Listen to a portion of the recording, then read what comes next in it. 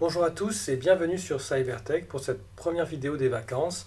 Alors aujourd'hui un petit hors-série, même si l'on reste dans l'univers tech, avec un test sans concession du Dyson PureCoolMe.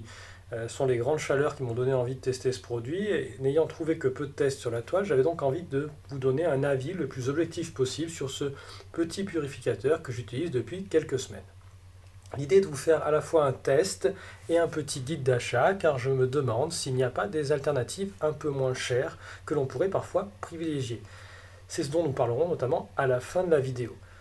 Alors, quelle est l'idée de ce Dyson PureCoolMe? Pourquoi ce produit existe? Alors, si l'on regarde la concurrence, les purificateurs d'air sont généralement encombrants et d'un design assez simple, voire on pourrait dire presque laid.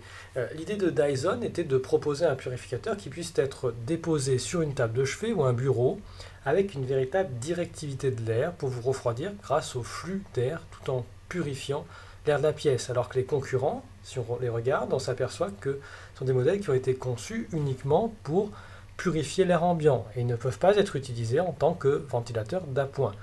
C'est notamment le cas de ce modèle Philips, où il n'y a aucune directivité de l'air. L'air, il part dans la pièce, en l'air, mais il ne vient pas sur votre visage.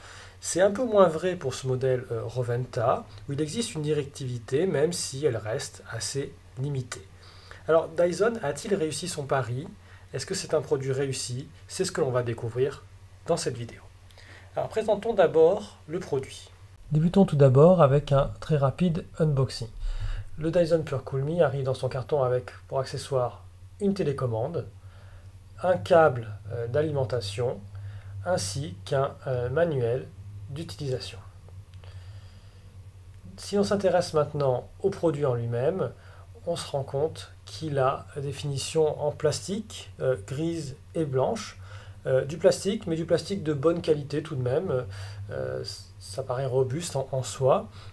On soulignera ensuite que le produit est livré prêt à l'emploi, c'est-à-dire que le filtre est déjà à l'intérieur, donc il vous suffit de le brancher pour que vous servez d'appareil. Donc il y a un bouton sur le côté, comme je viens de le montrer, il faut appuyer sur les deux boutons en même temps, ce qui permet d'ouvrir le Dyson très facilement pour changer le filtre, cette facilité d'entretien étant l'une des marques de fabrique de Dyson. Un autre petit détail qu'on peut souligner, c'est que la télécommande est aimantée. Et du coup, elle va pouvoir se loger sur l'appareil. Alors, on peut la positionner à l'avant de l'appareil, ce qui permettra de l'avoir toujours à portée de main et de ne pas la perdre, justement, tout en n'étant pas inesthétique non plus, puisqu'elle est de la même couleur que l'appareil en lui-même. Maintenant, temps de se poser la question de savoir comment fonctionne ce Dyson et à quoi il sert. Alors, il s'agit d'un produit 2 en 1, nous dit Dyson sur son site internet. Alors c'est un ventilateur et un purificateur. J'insiste sur le terme de ventilateur, ce n'est pas un climatiseur. L'air qu'il projette est de l'air ambiant, ce n'est donc pas un air qui est refroidi, il n'aura pas de meilleure performance qu'un ventilateur ordinaire. Cependant, contrairement à un ventilateur classique, le Dyson est un purificateur d'air, c'est-à-dire qu'il a une fonction de purification, donc l'air qu'il absorbe avant de le projeter est filtré et purifié. Les polluants de l'air jusqu'à 0,1 microns vont être arrêtés grâce au filtre HEPA qui se trouve dans l'appareil, comme on peut le voir à l'image. Ce procédé de purification peut être comparé à une sorte d'aspirateur de l'air ambiant qui va conserver et piéger dans ses filtres les particules en suspension dans l'air. Les performances de cet appareil ont été testées par l'Institut Pasteur en chambre blanche. Les modalités de ce test, bien sûr, ne peuvent pas être reproduites ici. Nous nous sommes contentés d'un test beaucoup plus basique. Il s'agit essentiellement de passer un appareil mesurant la pollution de l'air dans la pièce et dans le flux d'air recraché par le Dyson et de comparer les résultats.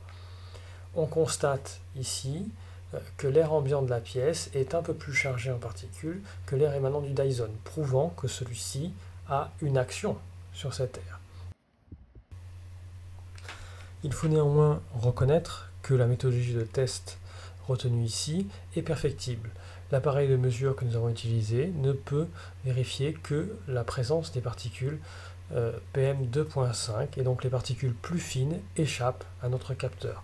On ne peut donc pas vérifier l'efficacité du Dyson sur ce point. Il me semble cependant que l'on peut faire confiance aux tests qui ont été faits par l'Institut Pasteur. C'est un institut sérieux et le fait que Dyson ait recouru à cet institut pour certifier les résultats de filtration me semble être un élément de...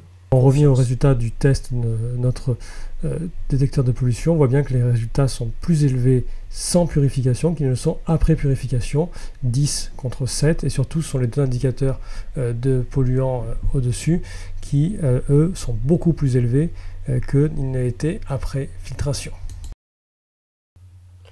Justement, puisque l'on parle de flux d'air, le principal argument de vente du Dyson Pure Cool Me était le fait que l'on puisse diriger ce flux d'air à l'endroit où on le souhaite. Et comment cela fonctionne? Cela fonctionne en bougeant avec la main ce dôme en plastique. On peut orienter ainsi, selon deux positions principales, le flux d'air. Il y a également un mode rotation qui permet d'ajuster donc la manière dont le flux d'air va être envoyé. C'est pas une révolution en soi, puisqu'on n'a pas une directivité finalement bien supérieure à ce qu'on peut avoir sur un ventilateur dont les positions sont, la tête par exemple est rotative ou ajustable. Donc là, c'est plus un élément marketing finalement qu'une véritable prouesse technique. Et contrairement à ce que laissent penser les images, en fait les positions sont assez limitées. On arrive toujours à positionner le Dyson de manière satisfaisante, mais voilà, c'est pas quelque chose de révolutionnaire. Toujours à propos de l'ergonomie de cet appareil, on signalera la présence d'un petit écran LCD à la base de l'appareil qui va donner quelques informations très limitées. Alors les informations que donne cet écran, c'est uniquement la vitesse de rotation, c'est-à-dire du coup de 1 à 10, et l'information quant à l'usure du filtre qui vous indiquera donc quand il faudra remplacer ce filtre. Là on voit que le filtre est quasiment neuf. Avant de vous livrer mes conclusions et de vous faire part de mes critiques sur ce Dyson, voici deux derniers aspects techniques. On peut d'abord parler de la consommation, puis après on parlera du bruit de l'appareil. Alors la consommation, elle est tout à fait ordinaire. En réalité, elle n'est pas très élevée. Elle est très comparable à ce qu'on peut avoir sur un ventilateur classique. Elle va augmenter au fur et à mesure que vous allez augmenter forcément la puissance de l'appareil. Une consommation entre 4, un niveau entre 4 et 5 me semble très satisfaisant dans la mesure où on est sur un appareil qui est proche de soi. Si on va au maximum de l'appareil, on atteindra une consommation d'environ 40 watts, ce qui est donc, comme je vous disais, similaire à ce que vous pourrez trouver sur des ventilateurs dans le commerce. Parlons maintenant du bruit produit par l'appareil. C'est un critère assez important parce que comme c'est un appareil qu'on va avoir proche de soi pour nous rafraîchir sur une table de chevet par exemple en dormant ou en travaillant sur un bureau, il faut que l'appareil soit pas trop bruyant.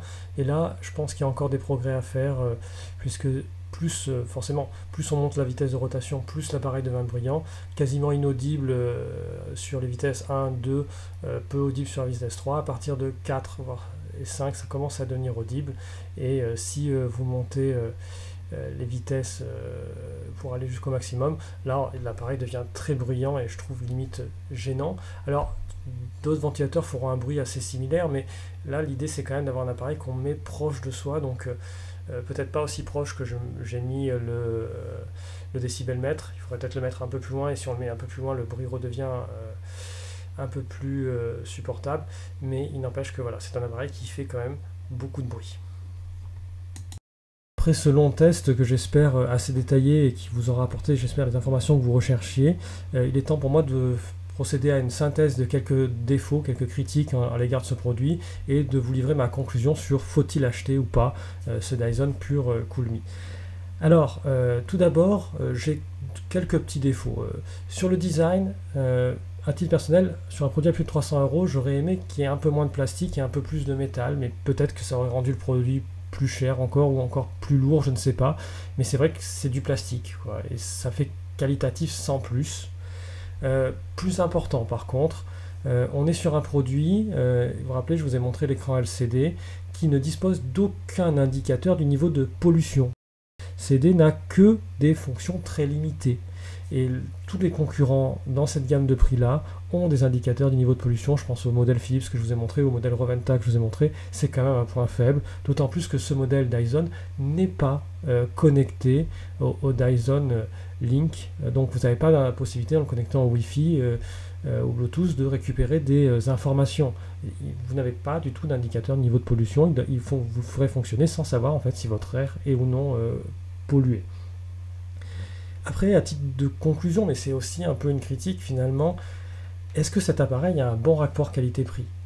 Il est indéniable que j'en suis pleinement satisfait. Il remplit très clairement sa mission et je suis content de l'avoir. Et je l'ai eu en promotion. Il était presque offert en achetant un aspirateur Dyson. Donc, si j'avais dû l'acheter à son prix réel de plus de 300 €, est-ce que je l'aurais fait? Je ne suis pas sûr. Alors, pas parce que le produit ne me satisfait pas, ses performances de purification comme de ventilation sont bonnes, il fait un peu de bruit, c'est ce que je lui reprocherais éventuellement pour un produit qu'on met proche de soi, mais parce qu'il me semble que Dyson, déstockant des anciens modèles, vous pouvez trouver pour un prix inférieur des appareils qui rempliront mieux, ou du moins de manière équivalente, leur mission, parce que le principal avantage de cet appareil, c'est la directivité de l'air, et comme je l'ai montré dans la vidéo, cette directivité, elle est assez limitée. Voilà pourquoi moi je vous conseillerais soit d'aller sur un ancien modèle de Dyson PureCool, le modèle de table que vous voyez à l'écran actuellement, soit d'aller vers un ancien modèle également de Dyson Pure qui fait hot and cool, c'est-à-dire c'est le modèle qui fait à la fois chauffage et purificateur. Et ces modèles-là, ils sont notamment en déstockage sur eBay ou parfois sur Back Market. Et il me semble avoir des rapports qualité-prix meilleurs finalement que ce Dyson PureCool Me. Donc si vous ne cherchez pas vraiment ce caractère compact à mettre sur une table, précisément avec le design qui vous plaît, je pense que vous aurez les mêmes fonctionnalités sur des modèles un peu plus anciens et un meilleur rapport qualité-prix. C'est pour ça que je vous conseille plutôt de partir sur ces anciens modèles. Ce modèle, il redeviendra également un bon rapport qualité-prix quand il sera à son tour déstocké, qu'il y aura par exemple une réduction d'environ 100 €. Mais pour l'instant, ça ne me semble pas être le meilleur modèle du marché. Voilà, c'était Cybertech, c'était une vidéo un peu hors série. N'hésitez pas à me dire si vous avez aimé ce hors série, si vous en voulez d'autres. N'hésitez pas aussi à vous abonner à la chaîne, c'est une chaîne indépendante, il n'y a aucun sponsoring, donc c'est vraiment des avis objectifs. Et vos abonnements, vos likes sont nécessaires pour pouvoir continuer. En tout cas, merci à toutes les personnes qui sont abonnées, à toutes les personnes qui ont laissé des commentaires encourageants dans les précédentes vidéos. Bonnes vacances à tous et à bientôt sur la chaîne Cybertech.